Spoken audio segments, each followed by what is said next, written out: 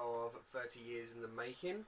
We are doing Wrestlemania 14, the first official Wrestlemania of the WWF Attitude Era. We're in the Fleet Center in Boston, Massachusetts, and it's in 1998, 19,028 people in attendance, and for the first time we have Jim Ross and Jerry Lawler as the commentary team, just those two. Okay. Yeah, the commentary team that will, I think we don't have them next year, but we will get used to them over the years.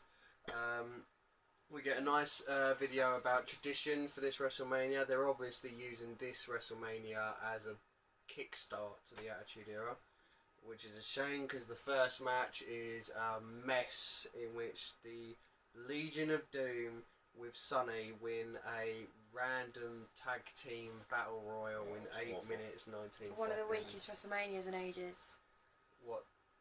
This whole WrestleMania? Sorry, no. I'm sorry, beginning of WrestleMania. Oh, okay. Sorry. Sorry. Sorry. But yeah, it wasn't. Very weak start. Good. It's one of those ones where you obviously get to see loads of tag teams, which is what you wouldn't see nowadays, but loads of tag teams that you don't know. It was just a mash of people that you couldn't see who's who. Exactly, yeah. You couldn't concentrate. We then went into the next match, which was Taka Michinoku putting his WWF light heavyweight title on the line against Aguilar, defeating Aguilar in 5 minutes 47 seconds. Good. This is what should have started WrestleMania. This was a fun match. Yeah. Taka Michinoku did a moonsault to the outside. Oh no, sorry, it was Aguilar that did a moonsault to the outside. There was also a suplex to the inside, to which Taka landed on his feet and then did a flying crossbody to the outside, which was really high. There was a really nice running arm drag off the top rope from Aguilar. Then we also saw a suicide spinning dive onto Taka, which looked awesome. We got a spinning moonsault that missed, and then a moonsault by Aguilar for the 2 count. Then we got a moonsault that was missed, and Michinoku getting the Michinoku drive for the win. A really good match, actually. It makes me miss the cruiserweights. Really makes me miss the cruiserweights. It's a shame that the crowd wasn't in it as much as they should have been at all. We had a really weird interview with The Rock out the back where he just basically slates the president. I don't understand what the whole point of the interview was. So then we went on to my favourite man, Triple H, putting his WWF European Championship on the line with China as he defeated Owen Hart in 11 minutes 27 seconds. The stipulation of this match is that Sergeant Slaughter is handcuffed to China to try and stop China from getting involved in the match. I loved all that. Yeah? Yeah, I love all that stuff. Something tells me someone's going to like all these Attitude Era WrestleManias then. I noticed that Owen busted the bridge of his nose quite early on. Yeah. There was a moment in which Triple H tried to do the HBK into the corner, flip over the corner bit, but he completely fucked it up because he is a fuck up. Botchamania. Yeah. Owen hits a nice Intiguri, but his injured ankle stops him from going for the cover. There was a nice counter from the pedigree into the sharpshooter. But then Owen was kicked into the corner and then he just fell forward and landed right on Triple H's nuts. Always fun to see. There was a counter from the pedigree into the sharpshooter, but China gets involved and puts Triple H's hands on the ropes. Was that? It could happen twice, didn't it? Yeah, it did. It happened twice. And China put Triple H's hands on the ropes right in front of Sergeant Slaughter, who did nothing about Sergeant Slaughter was trying to pull her away. But I don't think that she would overpower Sergeant Slaughter. And then before we know it, China throws some sort of powder into Slaughter's eyes and gets the low blow on Owen, and then Owen falls into the pedigree for the win. Triple H. After the match, China just decides that she's going to hit Slaughter and throw him into the crowd for I no love reason. how invincible she is. It's brilliant. Yeah. Oh, God. She doesn't care. She's like, yeah, I'm a woman. You're a bloke. Couldn't care less. I'm gonna stand up to you. It's just a shame that I hate her face. For now. Yeah, the ever-changing face. We then go into the next match, which was just a fucking mess. Mark Mero and Sable defeating Red Dust and Luna in 9 minutes 5 seconds. He's the artist formerly known as Gold Dust, but this was just a mess, such a mess. This was only for the girls, really, wasn't it? Yeah. It was might as well just been a Divas match. Well, like, there was huge reactions for Sable, which I don't understand because she's an evil individual. And Sable is meant to be the good guy in real life. Sable is meant to be the face, so remember that while I'm running down this, okay? Luna runs from Sable at the beginning. Sable keeps kicking Red Dust. Obviously, the whole rules of this is the women aren't supposed to touch the men aren't supposed to touch the women. Then Luna gets taken down by Sable. Then there's kicks by Sable and then punches to Red Dust again. So she keeps on hitting Red Dust for no reason. Then Sable hits Red Dust before tagging out really quickly. So she hits Red Dust and then literally runs to get the tag for Mark Mero. We get Mero turning and doing a moonsault into Red Dust, in which I think you caught. He landed like right on his head, didn't he? It looks quite horrible. Then there was a top rope Hurricane Rana for a long 2 count. Then Luna hits Mero and Mero ducks as Red Dust hits him, so that Red Dust knocks down Luna. He hits the TKO, but the count is interrupted by Luna like really slowly. Sable's in and she covers Red Dust. But surely by the rules of the match, it means as soon as Sable's tagged in, Red Dust is tagged out. So that didn't make sense. And then she hit the Sable Bomb onto Luna after no tag and covered Luna and got a 2 count. So obviously tags don't work in this match. Then Sable hit the TKO herself on to Luna and got the win. With Goldust sort of falling in like a fish. Yeah, falling like a fish. And then I've written down here, how can Mero be a heel with Sable as his partner? Because the crowd loves Sable.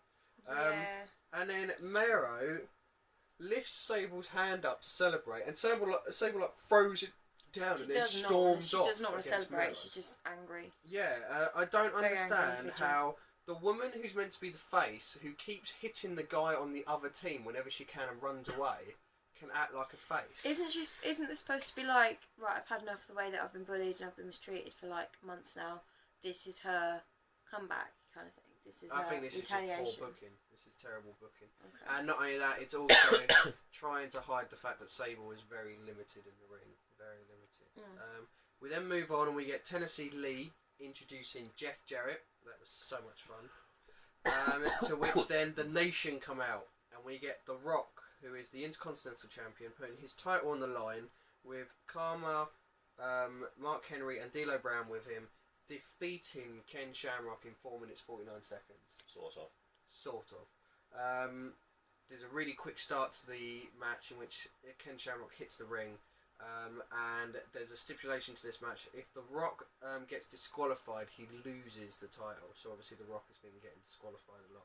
There's a really early People's Elbow to a 2 count, but it's not the People's Elbow yet, so they don't really make a big fuss about it.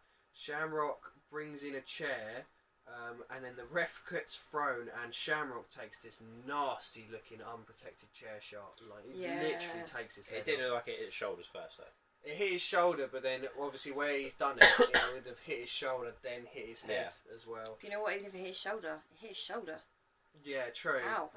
That only got a 2 count, and then Shamrock started to fight back. He hit a few power slams, and then he locked in the ankle lock, and The Rock tapped out. And that was meant to be the end of the match. I know this is early Rock. Well, no, because that's not quite how it went. Because after the match, Shamrock belly suplexes all of the Nation, locks in the ankle lock again. The overall storyline is Farouk and Rock are fighting in the Nation, so Farouk doesn't come out to help The Rock.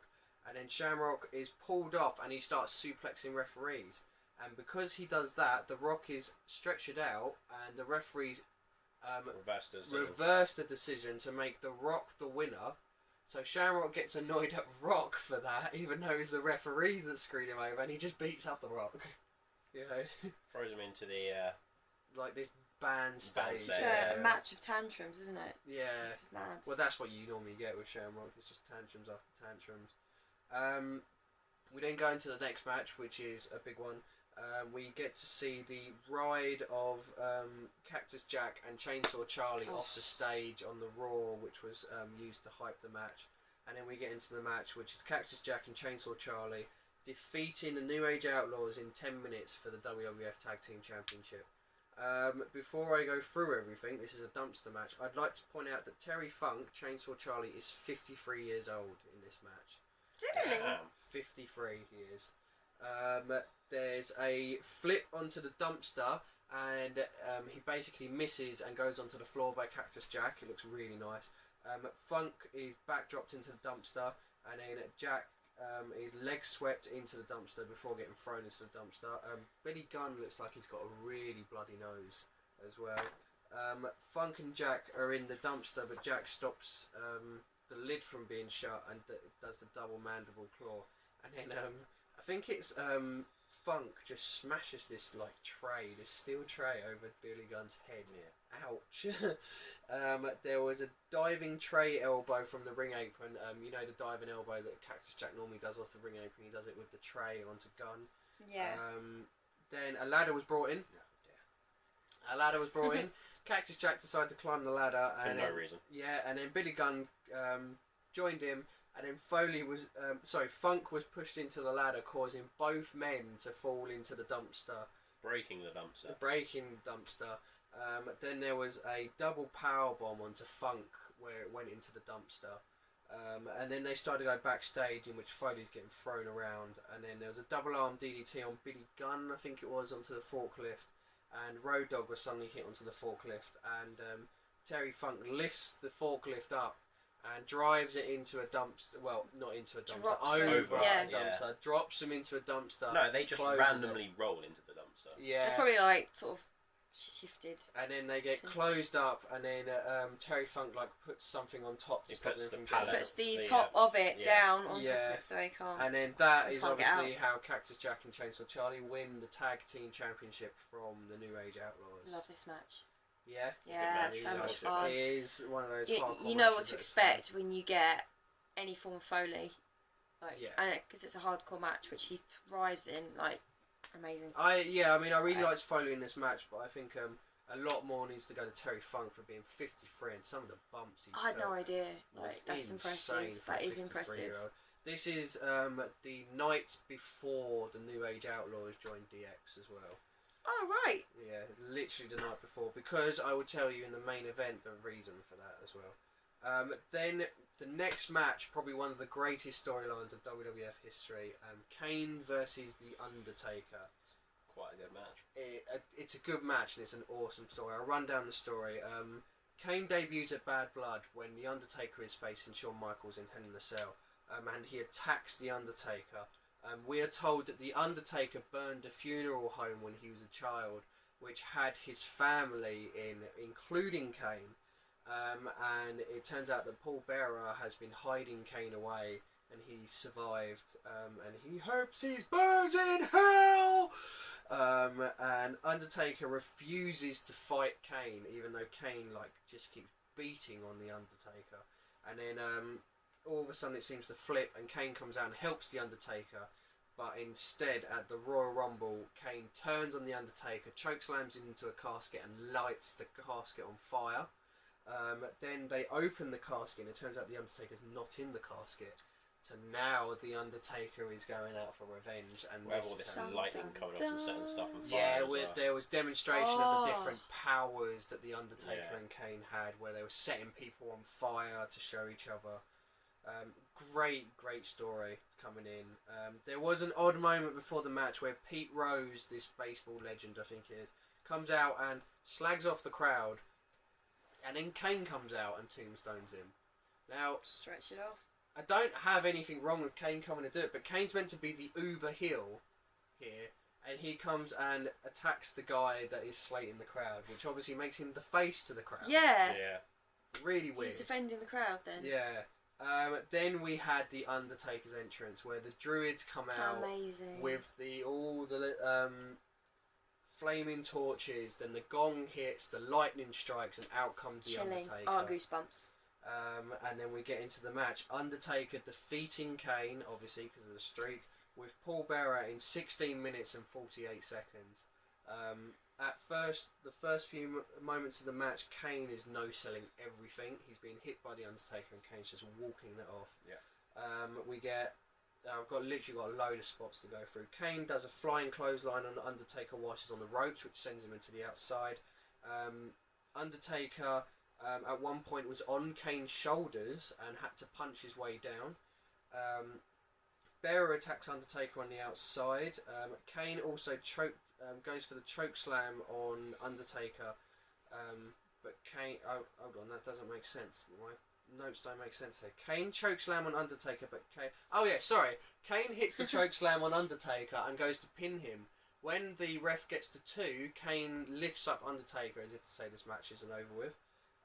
Then Kane keeps knocking down the Undertaker until the Undertaker flies over the top rope. Best bit. Yeah, Best bit flies over the top rope as Kane's in the outside. Kane moves. Shimmies across. Yeah, and Undertaker just crashes through the Spanish announce table. Poor Spanish announce table.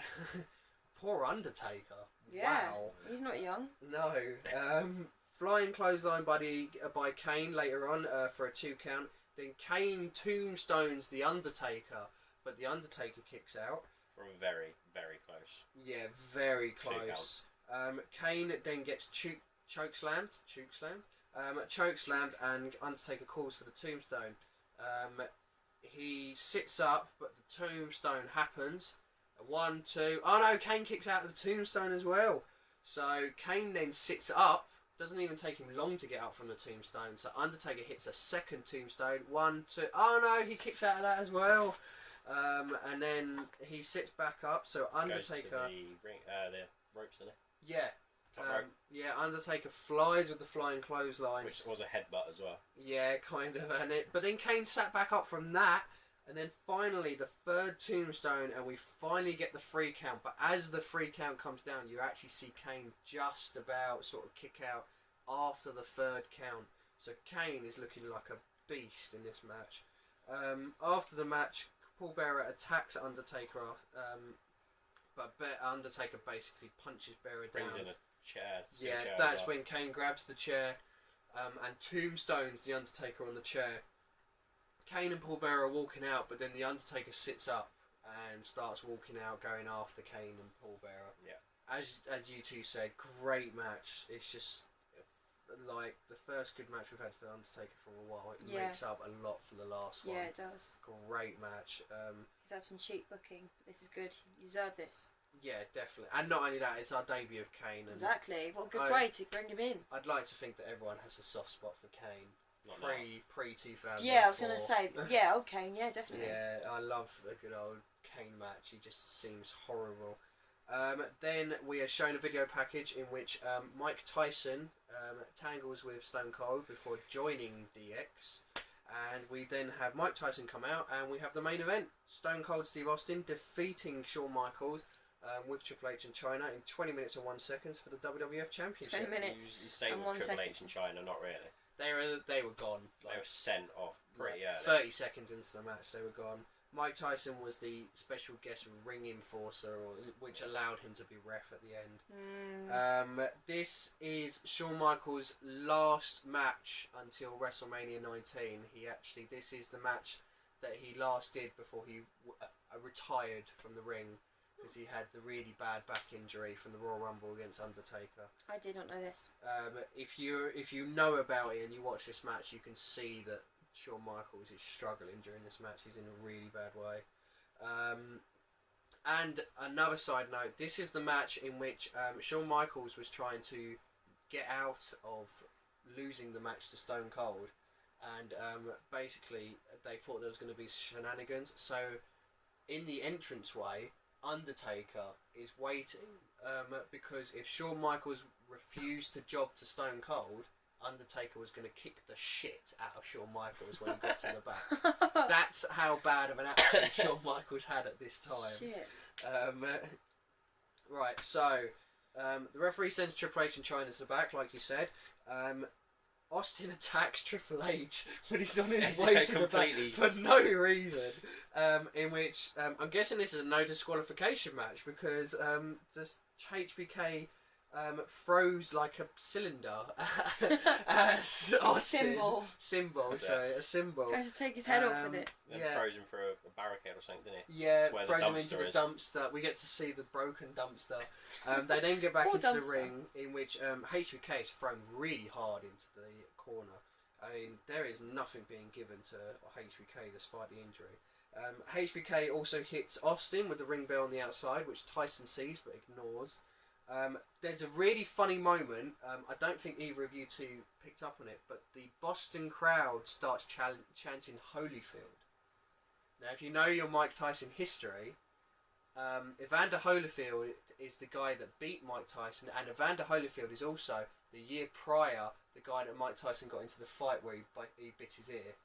Oh. And so the crowd were chanting that, and then JR and Jerry Lawler are like, what are these idiot crowds like chanting? Oh, I don't understand the accent, trying to cover over this really bad chant for obviously their big star, which is quite funny. You also had the quite funny with the person with the big glove doing the middle finger. Right? Oh yeah, he was doing the middle finger with the Yeah. big glove. Yeah. Oh dear, we're definitely in the Attitude Era.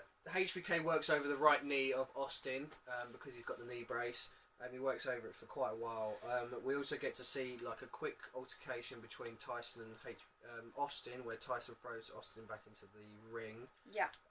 HBK is catapulted into the ring post for a 2 count, and then we get a ref bump. Austin starts to beat down on HBK, but then HBK comes back with the double elbow attack before kipping up. Then we get a top rope elbow. HBK calls for the Sweet Chin Music. The Sweet Chin Music is missed, and he turns straight into a Stone Cold Stunner. And in comes Tyson to make the 3 count. Very quick 3 count. Very quick 3. Austin, Mike Tyson obviously doesn't know how to be a ref. And then we get the well-known JR Austin, Austin, Austin as he holds up the title. Austin gives his T-shirt to Mike Tyson, who lifts it up. HBK has a mini argument with Tyson, and then Tyson just knocks HBK out. And and then we get Stone Cold posing with the belt, and that's the end of Wrestlemania 14. I actually would like to say that, the last 4 matches of this pay-per-view are actually really good. We got Rock Shamrock, we got the dumpster match, Kane Undertaker, and Stone Cold We were treated really well this time round. Yeah, I mean, Stone Cold and Michaels. You enjoyed the second match as well. Yeah, the Taka Michinoku and Aguilar match. But the Austin Michaels match isn't as good as what it could have been, because obviously HBK was really injured. Yeah, but it was but it was good. It was a great way of sort of they're ushering in a new era sort of thing. I really enjoyed this WrestleMania actually. Really enjoyed it. Best match. Yeah, best match. I have to go for Undertaker Kane. I don't know whether that's me picking it because it's such a nostalgia one for me. This by the way was my first ever WrestleMania as a kid. This is my first WrestleMania that I ever watched. Oh, see, this nostalgia for you. Yeah, I mean WrestleMania 16/2000 is the one that I always think of when I think of my first WrestleMania, but this is my actual first WrestleMania. And yeah, Undertaker against Kane, I love that match. What about you, match of the night? It has to be the dumpster match. The dumpster match. Dumpster match, yeah. Yeah. I didn't think I would like it, but it was really good. You see like 2 old guys go against the young guys, Yeah. didn't you? And you don't expect much, but then you got Foley in it, and Terry Funk doesn't mind sticking his body on the line. So, Exactly. yeah, what do you I don't think? feel so bad now because mine's the dumpster match. Yeah. For sure. Oh, I'm by For sure. myself. Oh, I was also gonna tell you the reason that the New Age Outlaws went into DX the night after is obviously because after tonight, HBK goes for a little while, and Triple H creates his own DX, and we have Triple H, China, X-Pac, and the New Age Outlaws all going into DX. What sense. about your wrestler of the night? Rest of the night for me is it has to be HBK. Yeah. Yeah, it was just relentless. The bullying. I love Cactus Jack, but let's keep it sensible. HBK took a lot of beating, and I didn't realise he was that injured at that point, and I'd already decided he was my man. So, yeah, definitely. What about you? I'm gonna go with Undertaker. He took one hell of a beating. Yeah. And still somehow managed to get, even though it's the streak. You know what? Yeah. It says a lot that we've got so much to choose from for once. it's really hard to choose. Yeah, I was actually just about to say, you can tell this is the Attitude Era coming in. There are so many things that we can... Like, the last WrestleMania was like, it'll have to be the Austin-Brett match. Because there's only one option. But with this one, you've got like 4 or 5 there's matches. so many different things you can all choose these from. different ones. See, I don't know who I'd want my wrestler. I'm actually going to go completely different. I'm going to go for Austin, because this is... deserves respect as well. Yeah, I mean, this was... Start of the Austin era. This was, I know Austin has actually said it in an interview, this was, the end of this match, he felt like the whole weight of the WWF on top of him, because he was the top guy, sort of thing. He took over from HBK, sort of thing. And not only that, like you said, HBK is really badly injured, and obviously, well done for HBK for doing the match, but then you've got to think that Austin is the guy carrying the match, because he's the one not injured. So, yeah, I'd go with Austin. What about Moment? For me, I know it doesn't seem like a lot of people would remember this or really care, but I think it was Undertaker's entrance. Yeah. It was chilling. It was, the fire and stuff, and the what do they call them? The druids. Druids. I was going to say droids. That's interesting. Not the droids you're looking for. Yeah, exactly. That's interesting, because there might be a few WrestleManias from now. Moment. Oh. Undertaker jumping over the top rope into the table. Yeah. Okay. Yeah. Undertaker jumping from the top. Let's see. I think. It's just so hard. It's so hard. Well, I'll put it easy. It's not from the first match. No, it's definitely not from the first match or the Sable match. I mean, there's 3 I'm thinking of. There's Austin lifting the title. There's Tyson knocking out HBK. I didn't think that was very good. And then, like you said, I think Undertaker doing the 3rd Tombstone. Okay. But I'll go completely different. I'll have to go with Tyson knocking out HBK. Fair enough. Yeah, Tyson knocking out HBK, because it is a big moment. It's a huge moment. That's the last time we see HBK for months. Yeah, I guess it's It his didn't last look thing. very realistic, though, did it? Only because, obviously, HBK's gone down really quick, hasn't he? But then, like we said, HBK's in a bad way, sort of thing.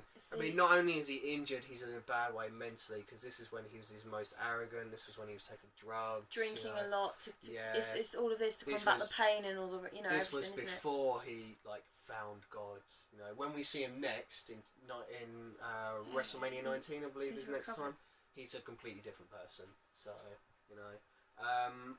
does anyone have a line? Because I know Jerry Lawler normally has some good lines, but I wasn't really listening out. No. So I was too busy enjoying the matches this time. Yeah, there wasn't really.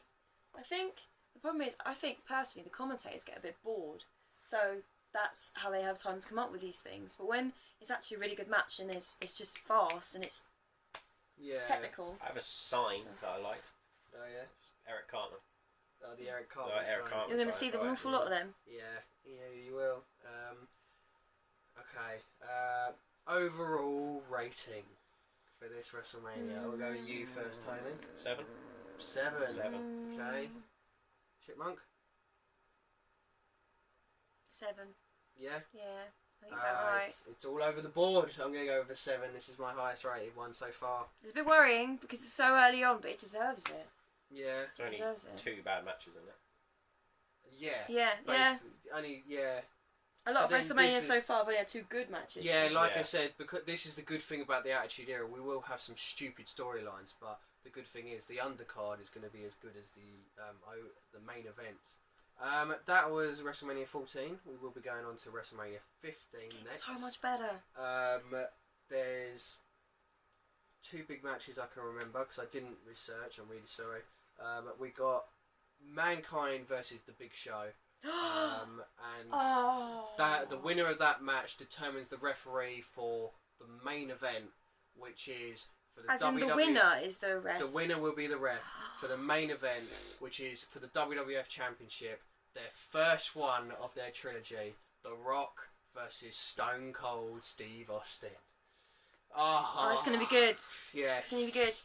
The first one of their trilogy, so can't wait. Oh my god, was it? Wow. What? Yeah. Oh no, okay, alright. I can't wait, no. I'm just imagining We're going to be kicking it off big time in the next one. That was WrestleMania 14. Join us again for WrestleMania 15. The usual, comment, subscribe, all that crap. If you tell us what you liked about this WrestleMania. I was Bingham, that was Tony, that was Chipmunk, that was Forks. We'll see you tomorrow, WrestleMania 15. Be there. Rock versus Stone Cold 1. See you later.